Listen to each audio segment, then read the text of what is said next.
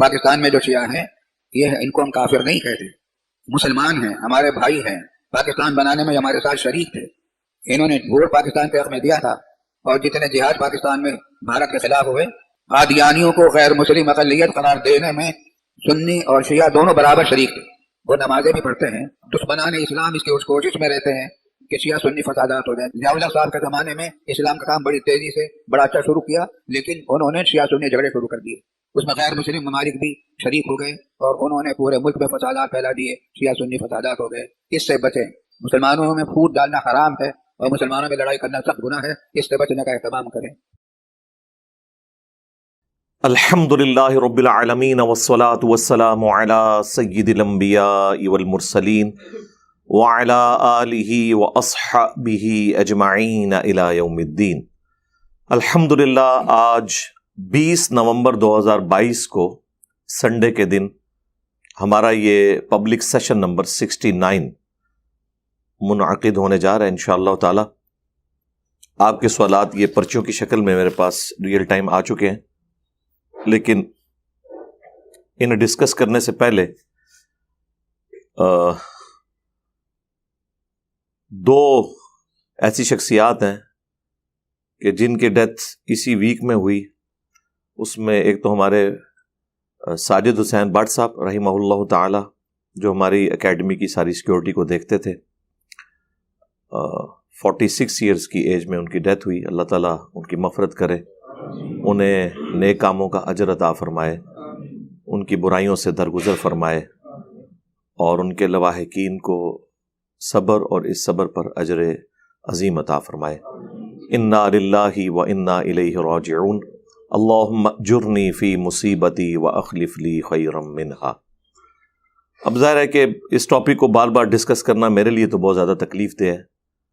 Live session کے دوران اس کے اوپر میں گفتگو کر چکا ہوں، جو ہمارے شاہد اور بلال کے چینل کے اوپر اپلوڈ ہو چکی ہوئی ہے۔ اس میں ان کے وفات سے ایک دن پہلے کی ویڈیو بھی ہے، پلس جنازے کی ویڈیو بھی، اور جو میت کا آخری دیدار کیا جاتا ہے اس کی ویڈیو بھی، وہ آپ دیکھ سکتے ہیں۔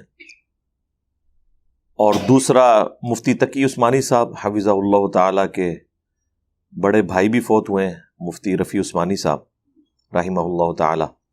اللہ تعالیٰ ان کی غلطیوں سے بھی درگزر فرمائے، انہیں نیک کاموں کا اجر عطا فرمائے، اور ان کے لواحقین کو صبر اور اس صبر پر اجر عظیم عطا فرمائے، آمین۔ میں مفتی رفیع عثمانی صاحب کو اتنا زیادہ تو جانتا نہیں ہوں، میں نے ان کی کتابیں بھی نہیں پڑھی۔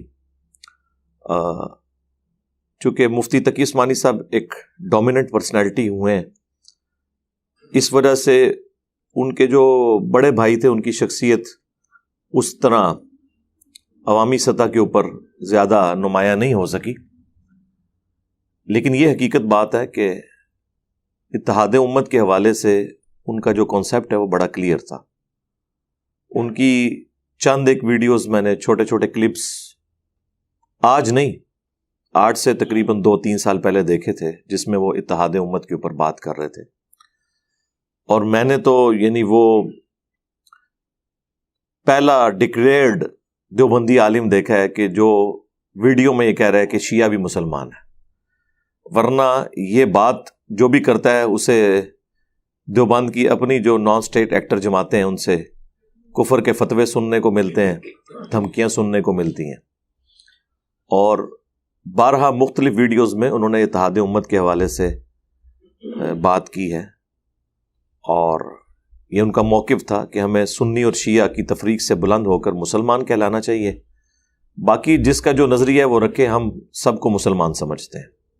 پاکستان میں جو شیعہ ہیں یہ ان کو ہم کافر نہیں کہتے، مسلمان ہیں، ہمارے بھائی ہیں، پاکستان بنانے میں ہمارے ساتھ شریک تھے۔ انہوں نے ووٹ پاکستان کے حق میں دیا تھا، اور جتنے جہاد پاکستان میں بھارت کے خلاف ہوئے، قادیانیوں کو غیر مسلم اقلیت قرار دینے میں سنی اور شیعہ دونوں برابر شریک تھے۔ وہ نمازیں بھی پڑھتے ہیں، دشمنان اسلام اس کی اس کوشش میں رہتے ہیں کہ شیعہ سنی فسادات ہو جائیں۔ ضیاء اللہ صاحب کے زمانے میں اسلام کا کام بڑی تیزی سے بڑا اچھا شروع کیا، لیکن انہوں نے شیعہ سنی جھگڑے شروع کر دیے، اس میں غیر مسلم ممالک بھی شریک ہو گئے اور انہوں نے پورے ملک میں فسادات پھیلا دیے، شیعہ سنی فسادات ہو گئے۔ اس سے بچیں، مسلمانوں میں پھوٹ ڈالنا حرام ہے اور مسلمانوں میں لڑائی کرنا سخت گناہ ہے، اس سے بچنے کا اہتمام کریں۔ اسی وجہ سے بعض لوگ ان کے اوپر یہ بھی الزام لگاتے تھے شاید وہ ایجنسیوں کے بندے ہیں، اور یہ تو ایک بڑی ادبی گالی ہے نا لوگوں کو دینے کے لیے۔ پاکستان میں دو بڑی گالیاں بکتی ہیں، ایک ایجنسیوں کا بندہ، دوسرا قادیانی، اور تیسرا الزام ایسا ہے جو کسی بھی وقت کسی کے اوپر لگایا جا سکتا ہے، وہ ہے گستاخ ہونے کا فتویٰ۔ بس گستاخ کا لفظ بولنا ہے، آگے جو مرضی آپ لگائیں، جس کا دل ہے وہ گستاخ رسول کہہ دے، جس کا دل ہے وہ گستاخ صحابہ کہہ دے، کسی کو جس کا دل ہے وہ گستاخ اولیاء کہہ دے، گستاخ اہل بیت کہہ دے، سوائے یہ کہ اللہ کا گستاخ کوئی نہیں ہوتا۔ میں نے آج تک کوئی گستاخ اللہ نہیں سنا، اس لیے کہ اللہ تعالیٰ کے ساتھ فرقوں کی کوئی جذباتی ہمدردی نہیں ہے جو شخصیات کے ساتھ ہوتی ہے۔ اسی وجہ سے آپ کو اللہ کا گستاخ اس کے بارے میں کوئی بات نہیں ملے گی، اور یہ بہت بڑا المیہ ہے۔ حالانکہ ہماری محبت کا محور اللہ تعالیٰ کی ذات ہونی چاہیے۔ والذین آمنوا اشد حبا للہ، اہل ایمان کی نشانی ہے کہ وہ شدید ترین محبت اللہ تعالیٰ کے ساتھ کرتے ہیں۔ نبیوں سے بھی جو ہماری محبت ہے وہ اللہ کی وجہ سے ہے۔ النبی اولی بالمؤمنین من انفسہم وازواجہ امہاتہم، نبی مومنین کی جانوں سے بڑھ کر ان پر حق رکھتے ہیں، اور نبی کی بیویاں امت کی مائیں ہیں۔ تو اس میں تو کوئی شک ہی نہیں، رسول اللہ کا حق ہم پہ مخلوقات میں سب سے بڑھ کر ہے۔ لیکن نبی علیہ السلام سے بھی جو ہماری محبت اور عقیدت ہے، اس کی بنیاد اللہ تعالیٰ کی ذات ہے۔ یہ خود رسول اللہ صلی اللہ علیہ وآلہ وسلم نے فرمایا، جامعہ ترمذی میں حدیث ہے، مشکات کے اندر بھی موجود ہے، المستدرک للحاکم میں بھی ہے، امام حاکم نے اس حدیث کو صحیح کہا اور امام ذہبی نے موافقت کی۔ شیخ زبیر صاحب نے مشکات کی تحکیم میں اس کے اوپر صحت کا حکم لگایا کہ اللہ کے محبوب صلی اللہ علیہ وآلہ وسلم نے فرمایا، اللہ سے محبت کرو کہ اس نے تمہیں نعمتوں سے نوازا ہے، اور مجھ سے اس لیے محبت کرو کہ میں اللہ کا رسول ہوں، اور میرے اہل البیت سے اس لیے محبت کرو کہ ان کی نسبت میرے ساتھ ہے۔ یعنی چین یہ چلتی ہے کہ آپ نے اللہ کی نسبت کی وجہ سے اس کے پیغمبروں سے، اس کے پیغمبر کے اہل البیت سے، اس کے پیغمبر کے اصحاب سے محبت کرنی ہے، اور باقی جو بزرگ بابے ہیں، علماء ہیں، جتنے بھی آپ آگے چیزیں جوڑ لیں وہ تو سارے بعد میں آتے ہیں۔ لیکن یہاں پر یہ ہے کہ اللہ اور اس کا رسول پیچھے رہ جاتے ہیں، اور لوگ بزرگوں کے ساتھ، بابوں کے ساتھ اپنی عقیدت رکھتے ہیں، اور ان کی بنیاد کے اوپر اپنے معاملات لے کے چلتے ہیں، اور دوستی اور دشمنی کا معیار رکھتے ہیں، یعنی بالکل الٹ چل رہے ہیں۔ اور بعض لوگ تو ویڈیوز میں آ کے بانگے دول یہ کہتے ہیں کہ ہم تو اللہ رسول کو بھی مانتے ہیں تو ان کی وجہ سے مانتے ہیں۔ ہاں، یہ تو اعلانیہ وہ کہتے ہیں۔ اور اس فتنے کا بانی جو ہے نا وہ شیخ احمد سرہندی ہے، جسے دیوبند، بریلوی اور ایون اہل حدیث بھی اپنی اگنورنس کی وجہ سے بہت بڑا بزرگ مانتے ہیں۔ شیخ احمد سرہندی 1034 ہجری میں فوت ہوئے ہیں۔ انہیں مجدد الف ثانی یعنی اگلے آنے والے 1000 سال کا مجدد کہا جاتا ہے۔ اور جاہلیت کا یہ عالم ہے کہ لوگوں کو یہ پتہ ہی نہیں ہے کہ مجدد تو 100 سال کا ہوتا ہے، جو ابو داؤد کے اندر حدیث ہے، اور المستدرک للحاکم میں حدیث موجود ہے، مشکات میں بھی ہے، کہ اللہ تعالیٰ اس امت میں ہر صدی کے کنارے کے اوپر ایک ایسا شخص بھیجے گا جو دینی معاملات میں تجدیدی کام کرے گا۔ یہ نہیں ہے کہ وہ نیا دین لے آئے گا، مراد یہ کہ جو وقت کے تھپیڑوں کی وجہ سے ایک 100 سال کے اندر ڈیویشن آ جاتی ہے، تو وہ شخص آ کے ان سارے معاملات کی اصلاح کر دے گا۔ اور اس میں بس 2 ہی مجدد ہیں جن کے اوپر پوری امت متفق ہے، ایک پہلا اور ایک آخری۔ بیچ میں جو ہے وہ اختلاف ہے، اور اب تو اختلاف اس لیول کا ہے کہ ہر فرقے کا اپنا مجدد الگ ہے۔ آپ بریلویوں سے پوچھیں تو وہ احمد بریلوی صاحب کو مجدد کہہ دیں گے، اور دیوبندیوں سے پوچھیں تو وہ اشعری تھانوی صاحب کو کہہ دیں گے، اور ایک دوسرے کے بارے میں پوچھیں تو وہ کہیں گے ان سے بڑے گمراہی کوئی نہیں ہے۔ اس صدی میں پہلے مجدد عمر بن عبدالعزیز ہیں رحمہ اللہ تعالی، المتوفا 101 ہجری، 99 ہجری میں خلیفہ بنے اور 101 ہجری میں ان کی ڈیتھ ہوئی. بمشکل ان کی 38 سال عمر تھی اس وقت، اور انہیں زہر دے کے قتل کیا گیا. ان کے بارے میں سنی اور شیعہ دونوں متفق ہیں کہ وہ پہلی صدی کے مجدد ہیں، اس لیے کہ جو کارنامہ انہوں نے ایسا کیا ہے کہ جس کے حوالے سے سنی اور شیعہ دونوں افیکٹی تھے. یعنی بنو امیہ نے جو کچھ کیا تھا ان کی گندگی کو انہوں نے صاف کیا. اب دیکھیں اہل سنت کے ہاں عمر بن عبدالعزیز کو مجدد تو بتایا جاتا ہے، لیکن یہ بہت کم لوگ بتاتے ہیں کہ انہوں نے کام کیا کیا ہے.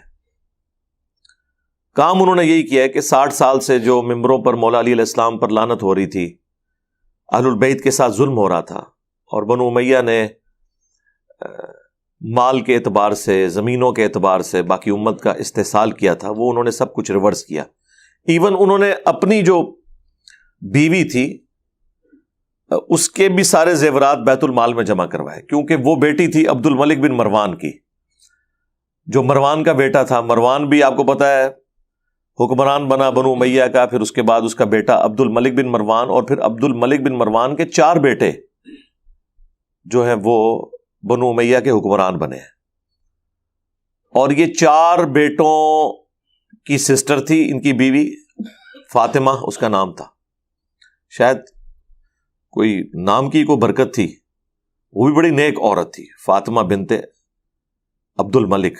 اس لیے کہا جاتا ہے کہ انسانی تاریخ میں اس سے زیادہ پاورفل لیڈی کوئی نہیں آئی ہے کہ جس کا باپ 3 براعظموں کا حکمران، جس کا خاوند 3 براعظموں کا حکمران، جس کے 4 بھائی یکے بعد دیگرے بنو امیہ کے حکمران، یعنی دنیاوی طور پہ ایک پاورفل خاتون. تو انہوں نے بھی اپنے خاوند کا ساتھ دیا الحمدللہ ہر اعتبار سے.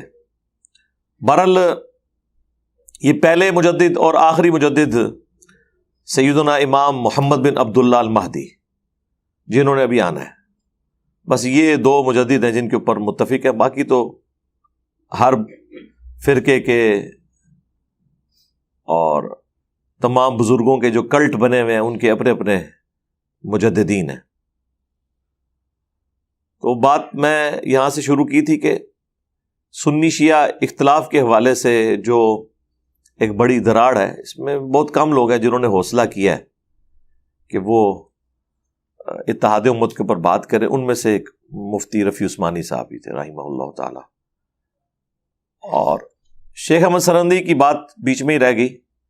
انہوں نے اپنے مکتوبات میں یہ چیز لکھی اور بڑے لوگوں نے کوٹ بھی کیا کہ وہ فرمایا کرتے تھے کہ میں اللہ سے اس لیے محبت کرتا ہوں بلکہ اللہ کو مانتا اس لیے ہوں کہ وہ رسول اللہ کا رب ہے. نعوذ باللہ. یہ کون سا عقیدہ ہے یار؟ کیا رسول اللہ کے دنیا میں مبعوث ہونے سے پہلے اللہ لوگوں کا رب نہیں تھا؟ یا ایون مخلوقات کی پیدائش سے پہلے کیا اللہ تعالیٰ اپنی شان کے لائق ایگزسٹ نہیں کرتا تھا؟ قرآن تو ہمیں کچھ اور بتا رہا ہے. قرآن تو کہہ رہا ہے کہ لقد من اللہ علی المؤمنین اذ بعث فیہم رسولا، بے شک یہ تو اللہ کا احسان ہے مومنین پر کہ ان میں سے ہی ایک رسول بھیجا، من انفسہم، جو ان کی اپنی جانوں میں سے ہے، ان کی اسپیشی میں سے ہے، ان کے خاندان قریش میں سے ہے. یتلو علیہم آیاتہ ویزکیہم ویعلمہم الکتاب والحکمہ، جو ان پر اللہ کی آیات تلاوت کرتے ہیں، ان کا تزکیہ کرتے ہیں، انہیں پاک کرتے ہیں قرآن کی برکت سے. اللہ کی ضربیں لگا کے نہیں اور نفس کا ذکر کر کے نہیں، بلکہ قرآن کے ذریعے، اور انہیں کتاب و حکمت کی تعلیم دیتے ہیں. اس سے پہلے وہ کھلی گمراہی میں تھے. تو اللہ تعالیٰ تو کہہ رہا ہے کہ میرا احسان ہے رسول اللہ کا تم میں آنا، اور یہ کہتے ہیں کہ یہ رسول اللہ کا احسان ہے کہ انہوں نے اللہ کا تعارف کروایا. اندازہ کریں. بخاری مسلم میں حدیث ہے، وہ غزوہ خندق کے موقع پر جب وہ خندق کھودی چاہ رہی تھی تو نبی علیہ السلام وہ کچھ اشعار پڑھ رہے تھے صحابہ کرام، اور اس موقع پہ نبی علیہ السلام نے فرمایا کہ اے اللہ اگر تو نہ ہوتا تو ہمیں ہدایت نہ ملتی. یعنی رسول اللہ اپنی ہدایت کو بھی اللہ کی طرف منسوب کر رہے ہیں. قرآن میں ہے نا وَوَجَدَكَ ضَالًّا فَهَدَىٰ، اے نبی ہم نے آپ کو اپنی محبت میں خود رفتہ پایا تو آپ کو ہدایت کی اعلیٰ ترین منزل تک پہنچا دیا۔ پچھلے دنوں میں نے اس آیت کے اوپر بھی ڈسکشن کی تھی کہ یہ جو اہل حدیث اور دیوبند نے ترجمہ کیا ہے یہ بالکل غلط ہے کہ ہم نے رسول اللہ کو ناواقف پایا یا گمراہ پایا اور ہدایت دی، نعوذ باللہ۔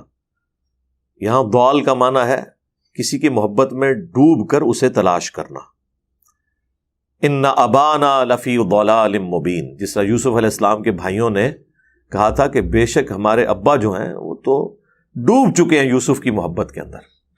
وہ اپنے ابا کو گمراہ نہیں کہہ رہے تھے کیونکہ وہ بیٹے ان کے مسلمان تھے اور صحابی تھے اور والد بھی ان کا پیغمبر تھا۔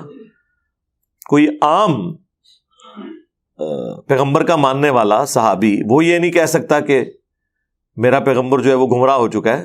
تو جو بیٹے ہوں انہوں نے کیسے کہنا تھا؟ ان ابانا لفی ضلال مبین، بے شک ہمارے ابا یوسف کی محبت میں ڈوب چکے ہیں، صراحتاً ڈوب چکے ہیں۔ تو ضال کے دو معنی ہیں، ایک ہے گمراہ ہونا اور ایک ہے کسی کی محبت کے اندر ڈوب جانا۔ وارفتگی کا ورڈ جو ہم استعمال کرتے ہیں نا شستہ اردو کے اندر، یہ بھی ضال، اور یہی ترجمہ پیغمبروں کے کیس میں بنتا ہے۔ قرآن میں واضح ہے ما ضل صاحبکم وما غوا، تمہارے نبی تمہارے صاحب نہ کبھی بہکے ہیں نہ کبھی بے راہ چلے ہیں۔ وہاں پہ بھی ما ضل صاحبکم، وہ ضال کا لفظ ہی آیا ہے، غیر المغضوب علیہم ولا الضالین، اس کیس میں ضال کا مطلب گمراہی ہے۔ سچویشن سے فرق پڑتا ہے۔ ولد الحرام کا مطلب اور ہے، آؤٹ آف ویڈ لاک پیدا ہونا۔ مسجد الحرام حرمت والی جگہ۔ اب دیکھیں لفظ ایک ہی حرام ہے، دو مختلف جگہ مختلف معنی دیتے ہیں، لیکن یہ کوئی راکٹ سائنس نہیں ہے جو آپ کو سیکھنی پڑے گی، وہ کانٹیکسٹ ہی بتا دے گا۔ آپ کو کچھ بھی نہ پتا ہونا، ایک عام جاہل آدمی کو بھی بتائیں نا کہ ولد الحرام اور مسجد الحرام، تو وہ آپ کو اپنے ذہن سے کچھ نہ کچھ اس کا معنی بتا دے گا۔ یعنی یہ باتیں بتا کے علماء پتہ کہتے ہیں اور بھی بڑی مشکل ہے جی، ڈائریکٹ نہیں پڑھنا چاہیے تک ہونا جی، ایک لفظ دے کنے مطلب ہوندے نے، اور ہم یہ باتیں بتا کے کہتے ہیں کہ کامن سینس ہے کہ ولد الحرام اور مسجد الحرام میں حرام کا جو لفظ ہے وہ اپنے کانٹیکسٹ کے اعتبار سے مختلف معنی دے رہا ہے۔ اس میں پٹ سیاپا کون سے ڈالنے کی ضرورت ہے کہ جی بڑے مطلب ہوندے نے، اور جتنے بھی مرضی مطلب ہوں وہ کانٹیکسٹ بتا دیتا ہے اس کا کیا مطلب ہے، اس کے لیے کون سی راکٹ سائنس ہے۔ یہ پرابلم اینڈ پہ کھڑے ہوتے ہیں، ہم ہمیشہ سولوشن اینڈ پہ کھڑے ہوتے ہیں کہ یار کوئی مسئلہ نہیں، آسان ہے، اس کو آپ تھوڑا سا غور و تفکر کریں، اس کا یہ معنی نکلتا ہے۔ ہمیشہ روند ڈالنی، ایسی باتیں کرنی کہ لوگ قرآن ڈائریکٹ نہ پڑھ لیں، حدیث ڈائریکٹ نہ پڑھ لیں، اور پھر مثالیں دینی کہ جی وہ جی فلاں بھی بڑا پڑھتا تھا وہ پاگل ہو گیا۔ تو اس کا تو مطلب یہ ہے کہ تمہارے سارے علماء پاگل ہیں۔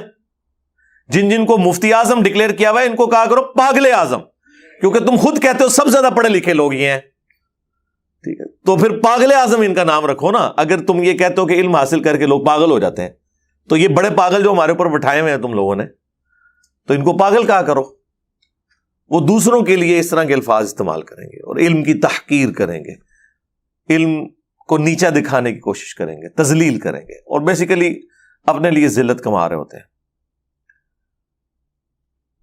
باقی اللہ تعالیٰ جسے توفیق دیتا ہے اور جو ہدایت کا طلبگار ہوتا ہے وہ حق تک پہنچ جاتا ہے۔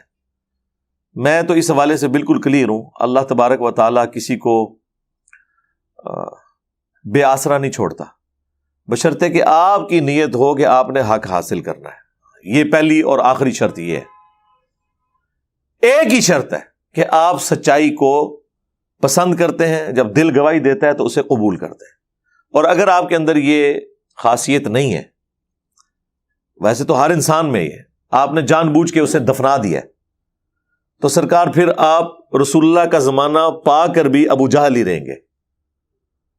ہاں، رسول اللہ کا زمانہ پا کر بھی رسول اللہ کے ہاشمی خاندان سے ہوتے ہوئے، آپ کے ساتھ رشتہ داری ہوتے ہوئے، چچا ہوتے ہوئے ابو لہب بھی رہیں گے۔ اور اگر آپ کے اندر تڑپ موجود ہے تو آپ یمن میں ہوں گے وہ ایسے کرنی بن جائیں گے، ٹھیک ہے. آپ فارس کے رہنے والے ہوں گے, کتنے مذاہب سے ہوتے ہوئے الٹیمیٹلی مکے پہنچ کے تو سلمان فارسی بن جائیں گے. غلام ہوتے ہوئے سیدہ سمیہ اور سیدنا یاسر اور ان کے بیٹے عمار بن یاسر رضی اللہ عنہم اجمعین وعلیہم السلام اجمعین, ایمان آپ کا مقدر ہو جائے گا. آپ کتنے اللہ کے لیے مخلص ہیں. آج بھی آپ لوگ, یہ میرے پچھلے دنوں میں ویڈیو اپلوڈ ہوئی ہے فرقہ بازوں کو سمجھانے کا طریقہ, تو اس میں میں نے بتایا آپ ٹیسٹر لگا لیں, آپ کو پتہ چل جائے گا. یہ جو لوگ کہتے ہیں نا بات سمجھ نہیں آئی, میں تو اس کے ساتھ ایگری نہیں کرتا. یہ تو اللہ کے اوپر جھوٹ باندھنا ہے کہ آپ یہ کہیں گے کسی کو بات سمجھ نہیں آئی ہے. اس کا تو مطلب ہے اگر کسی کو بات سمجھ نہیں آ رہی ہے تو اٹ مینز اللہ تعالیٰ نے اسے اتنا نااہل بنایا کہ اللہ تعالیٰ چاہتا ہے کہ اسے جہنم میں پھینکے. نہیں, آپ جاہل سے جاہل بریلوی لے آئیں جس کے بارے میں آپ کا کلیم ہے نا کہ اس کو کوئی بات سمجھ نہیں آتی ہے, اس سے آپ ذرا پوچھیں کہ یہ اشرف علی تھانوی رسول اللہ جو ہے وہ کہے گا کافر ہے, اور اسے پتا بھی ہوگا پہلے, یہ میں آپ کو بتا دوں.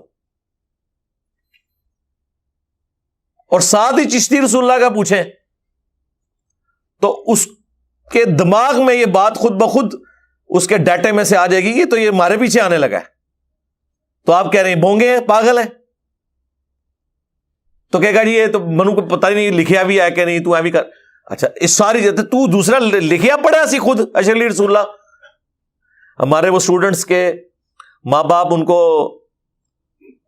کہتے ہیں جی ہمارے بزرگ پاگل تھے, تم لوگوں نے نیا طریقہ نکال لیا ہے, یہ کہاں لکھا ہوا ہے؟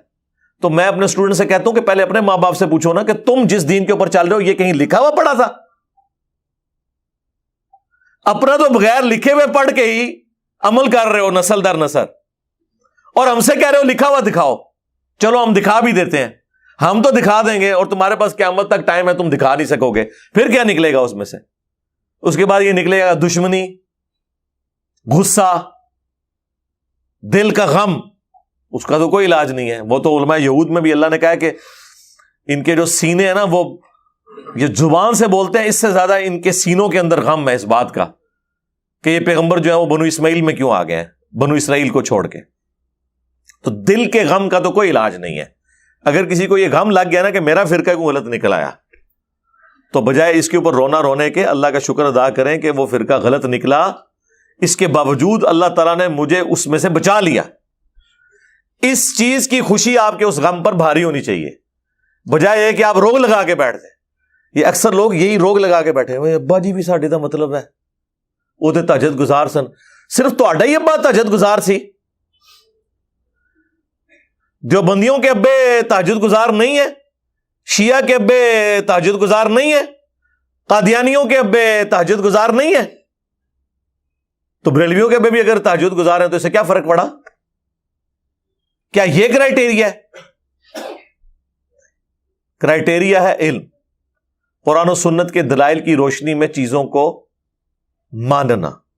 اگر آپ نے کرائٹیریا یہ رکھنا ہے کہ میری جذباتی ایفیلیشن ہے تو اس کا تو کوئی علاج نہیں میرے بھائی. وہ تو پھر آپ پوری زندگی اسی طرح سرگردہ رہیں گے. لہٰذا میں بالکل اس ڈاکٹرن کو نہیں مانتا کہ لوگوں کو سمجھ نہیں آتی یا وہ بےچارے اتنے اگنورنٹ ہیں. نہیں, جب آپ نے بتا دیا ان کی بوتھیاں آپ کو بتائیں گی.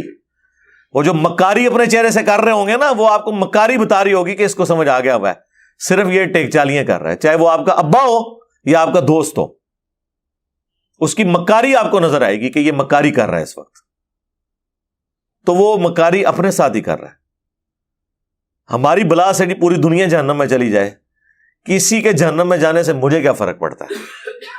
یہ تو قرآن میں لکھا ہے کہ قیامت والے دن انسان اپنے ماں باپ سے بھاگے گا, بیوی بچوں سے بھاگے گا, اور اس سے بڑھ کر اللہ تعالیٰ فرما رہا ہے انسان یہ بھی کہے گا کہ مجھ سے میرے بچے, میری بیوی سب کچھ لے لے, یا اللہ مجھے چھوڑ دے. اس سے سخت جملہ کوئی ہو سکتا تھا؟ وہ بیوی بچے جن کے پیچھے لوگ حلال اور حرام کی تمیز نہیں کرتے, قیامت والے دن اللہ تعالیٰ قرآن میں فرما رہا ہے, یہ کوئی حدیث بھی نہیں ہے کہ آپ اس کے اوپر کہیں کہ پتہ نہیں صحیح ہے کہ نہیں, یہ قرآن میں لکھا ہوا ہے. پارہ نمبر 30 کھولیں تو یہی سارا ٹاپک ہے.